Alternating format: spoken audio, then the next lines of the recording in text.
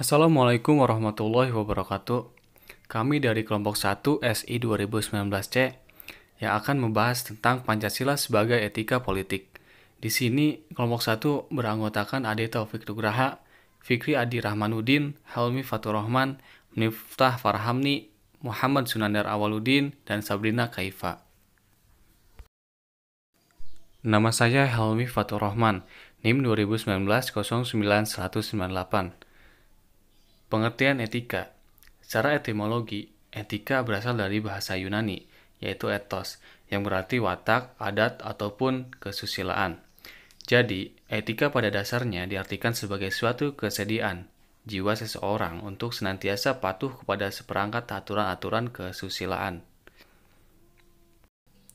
Pengertian nilai. Nilai pada hakikatnya suatu sifat atau kualitas yang melekat pada suatu objek, namun bukan objek itu sendiri. Nilai merupakan kualitas yang bermanfaat bagi kehidupan manusia yang dijadikan sebagai landasan, alasan dan motivasi dalam bersikap dan berperilaku. Jadi, nilai itu sendiri adalah suatu landasan bersikap dan berperilaku kepada orang lain. Selanjutnya akan dibahas oleh teman saya. Ya baik, sebelumnya perkenalkan nama saya Ade Taufik Nugraha dari kelas SI 2019C. Di sini saya akan membacakan pengertian daripada norma. Norma adalah aturan-aturan dan ketentuan-ketentuan yang mengikat warga dan masyarakat atau kelompok tertentu menjadi suatu panduan dan pengendali sikap agar tingkah laku manusia agar manusia tersebut mempunyai harga moral, mengandung integritas dan martabat. Untuk selanjutnya yaitu pengertian daripada moral. Moral merupakan patokan-patokan kumpulan peraturan lisan maupun tertulis tentang bagaimana manusia harus hidup dan bertindak agar menjadi manusia yang lebih baik lagi. Moral biasanya bersifat tindakan lokal, berwujud praktek dan berupa hasil buah daripada suatu etika. Nah, untuk selanjutnya akan dibacakan oleh teman saya. Assalamualaikum warahmatullahi wabarakatuh. Saya Fikri Adi Rahmanuddin dengan NIM 2019 09100092 dari kelas SI 2019C, kelompok pertama. Di sini saya akan melanjutkan pembahasan teman saya sebelumnya mengenai makna nilai-nilai setiap sila Pancasila. Yang pertama ada sila pertama dengan lambang bintang. Sila pertama maksudnya adalah menghormati setiap orang atau warga negara atas berbagai kebebasan dalam menganut agama dan kepercayaan masing-masing, serta menjadikan ajaran-ajaran sebagai anutan untuk menuntun ataupun mengarahkan jalan hidupnya. Maksudnya di sini adalah kita harus mengimani, mempercayai atau bertakwa kepada Tuhan Yang Maha Esa, menciptakan kerukunan antara umat beragama, dan tidak memaksakan suatu kehendak dalam suatu agama dan kepercayaan kita kepada orang lain. Lalu sila kedua dengan lambang rantai, maksudnya adalah menghormati setiap orang dan warga negara sebagai pribadi personal utuh sebagai manusia. Manusia sebagai subjek pendukung, penyangga, pengemban, serta pengelola hak-hak dasar kodrati yang merupakan suatu keutuhan dengan eksistensi dirinya secara bermartabat. Maksudnya di sini adalah kita harus memperlakukan manusia dengan harkat dan martabatnya sebagai makhluk Tuhan, mempunyai saling tenggang rasa sama manusia, selalu melaksanakan nilai-nilai kemanusiaan, dan memperlakukan manusia secara adil dalam hak seperti kewajiban, derajat, tanpa membedakan suku, agama, keturunan, ras, jenis kelamin, dan lain-lain. Lalu yang ketiga, sila ketiga dengan lambang pohon beringin, bersikap dan bertindak adil dalam mengatasi segmentasi-segmentasi atau primordialisme sempit dengan jiwa dan semangat Bhinneka Tunggal Ika, bersatu dalam perbedaan dan berbeda dalam persatuan. Maksudnya di sini adalah kita harus rela berkorban untuk kepentingan bangsa dan negara, mencintai tanah air, bangga berkebangsaan Indonesia, dan selalu mementingkan persatuan Indonesia seperti Bhinneka Tunggal Ika. Lalu sila keempat, berlambang kepala banteng, kebebasan, kemerdekaan, dan kebersamaan dimiliki dan dikembangkan dasar musyawarah untuk mencapai kemufakatan secara jujur dan terbuka dalam menata berbagai aspek kehidupan. Maksudnya di sini adalah kita mengedepankan musyawarah saat mengambil keputusan untuk mencapai mufakat dan kepentingan bersama.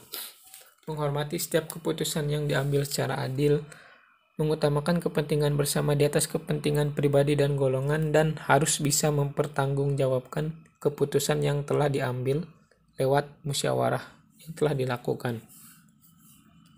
Lalu yang kelima, sila kelima dengan lambang padi dan kapas, membina dan mengembangkan masyarakat yang berkeadilan sosial yang mencakup kesamaan derajat atau equality dan pemerataan atau equity bagi setiap orang atau setiap warga negara. Maksud sila ini adalah kita harus bergotong royong, adil kepada sesama, menghormati hak dan kewajiban orang lain, dan tidak menggunakan hak pribadi untuk menentang maupun merugikan kepentingan umum. Lalu yang selanjutnya ada hierarki nilai. Maksudnya adalah hierarki nilai bisa disebut juga tingkatan nilai. Terdapat berbagai macam pandangan tentang nilai. Pada hakikatnya, segala sesuatu itu bernilai. Hanya nilai macam apa yang ada serta bagaimana hubungan nilai tersebut bagi manusia. Mungkin demikian yang dapat saya sampaikan. Pembahasan akan dilanjutkan oleh teman saya. Perkenalkan, nama saya Miftah Farhamni. Di sini saya akan menjelaskan nilai menurut G. Everett. Menurut G. Everett, nilai terbagi menjadi 8. Yang pertama, nilai ekonomis, yaitu ditunjukkan oleh sesuatu yang dijual dan dibeli.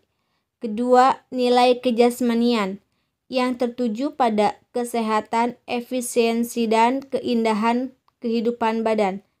3. Nilai hiburan, nilai-nilai permainan dan waktu senggang yang dapat berpengaruh pada kehidupan. Yang keempat, nilai sosial, yang bersumber pada keutuhan kepribadian dan sosial yang diinginkan. Yang keenam, nilai watak, ditunjukkan oleh kekuatan kepribadian dan sosial yang diinginkan. Yang keenam, nilai estetis, nilai yang bersumber dari keindahan alam dan karya seni. Yang ketujuh, nilai intelektual, nilai yang bersumber pada pengetahuan dan pengajaran kebenaran. Yang kedelapan, nilai keagamaan yang bersumber dari Tuhan.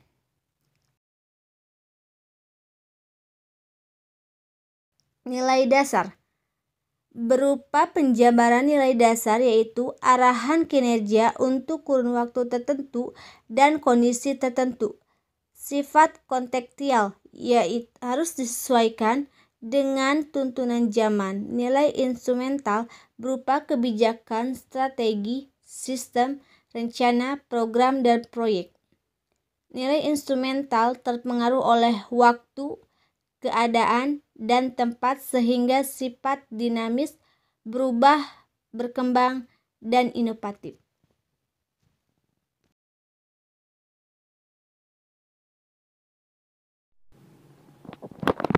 Nilai praksis, nilai yang dilaksanakan dalam kenyataan hidup sehari-hari atau interaksi antara nilai instrumental dengan situasi konkret pada tempat dan waktu tertentu. Misalnya dalam kerukunan hidup beragama, persisnya silaturahmi antar umat beragama, melakukan dialog antar umat beragama, toleransi, dan saling menghormati.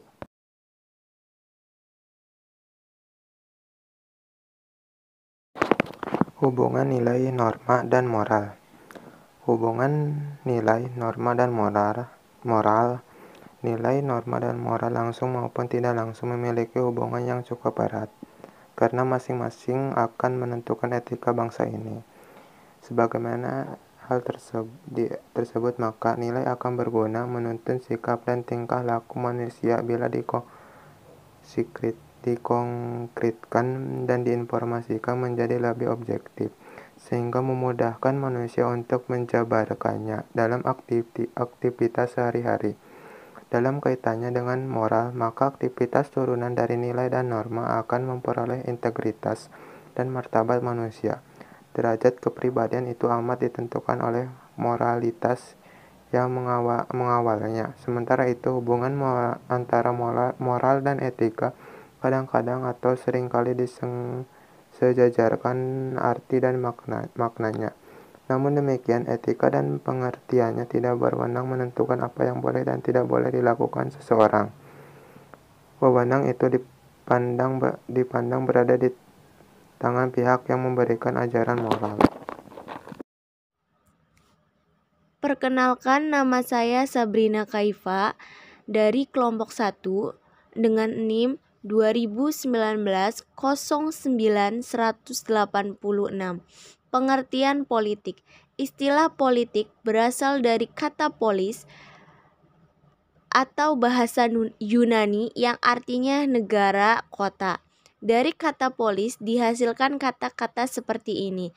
Politeia artinya segala hal ihwal mengenai negara.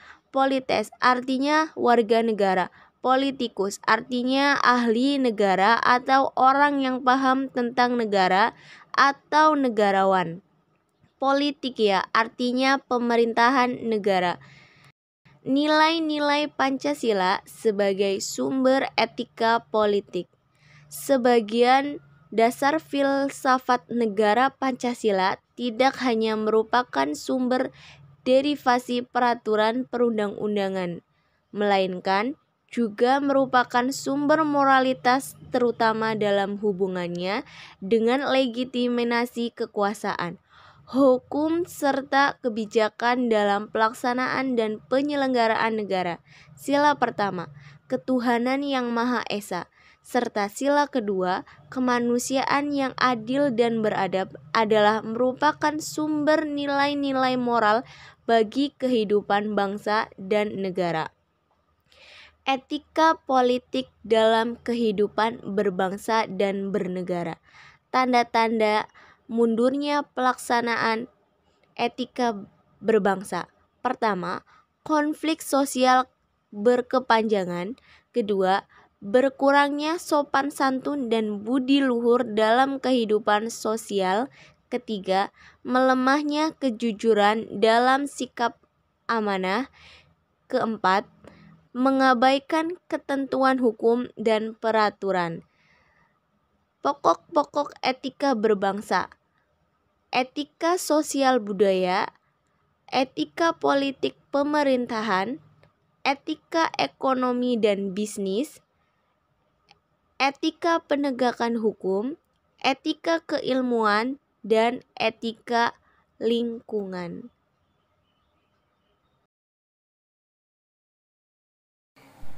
Sekian presentasi dari kelompok kami, kurang lebihnya mohon maaf. Wabillahi taufiq wal hidayah. Wassalamualaikum warahmatullahi wabarakatuh.